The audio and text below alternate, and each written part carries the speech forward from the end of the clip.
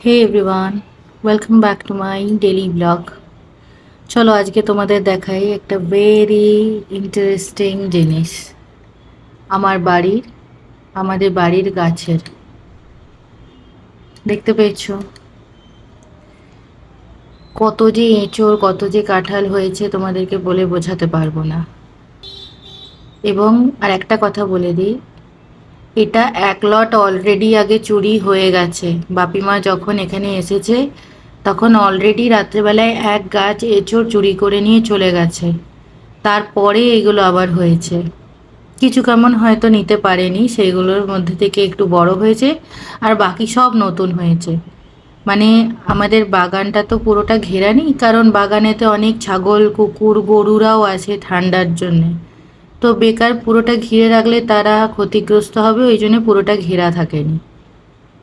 যাই জন্যে মানুষের উপদ্রব তো জানোই। কিছুই তোমার মানে এরকমও হয়েছে যে বাইরেতে ভাঙা প্লাস্টিকের বালতি পড়ে আছে, সেটাও পরের দিনকে চুরি করে নিয়ে চলে গেছে। আমি জানি না সেই বালতিটা দিয়ে তারা কি করবে বা কত টাকা দিয়েই বিক্রি করবে। যাই হোক, কিছুই বলার নেই। তো গাছের কত আম, গাছের কত কাঁঠাল, গাছের কত ডাঁটা, সবগুলো দেখে একটা জিনিস খুব মিস করি, যে এত দূরে না থাকলে হয়তো এগুলো সব কটাই আমি উপভোগ করতে পারতাম। এখন হয়তো আমার ঘরেতেও পুরো ভরে থাকতো এঁচোড় কাঁঠাল আম ডাঁটাতে। দূরে থাকার এটাই একটা ডিসঅ্যাডভান্টেজ।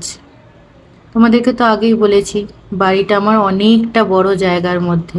আফটার অল গোবিন্দর বাড়ি বলে কথা, তো এইরকম জায়গাতে বাপি থাকে। সেই জায়গা থেকে আমার ফ্ল্যাটেতে এসে 1.5 মাস কাটানোটা সত্যিই কষ্টকর ব্যাপার বটে। সবই বুঝতে পারছি, কিন্তু কিছু করার নেই।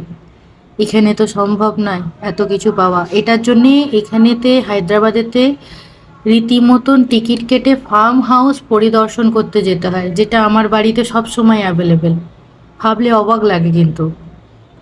যাই হোক, এই হচ্ছে আমাদের বাগান, যেখানে 14 রকমের ফল গাছ আছে এবং প্রত্যেকটা ফল গাছেতে ফল হয় সিজনেবল।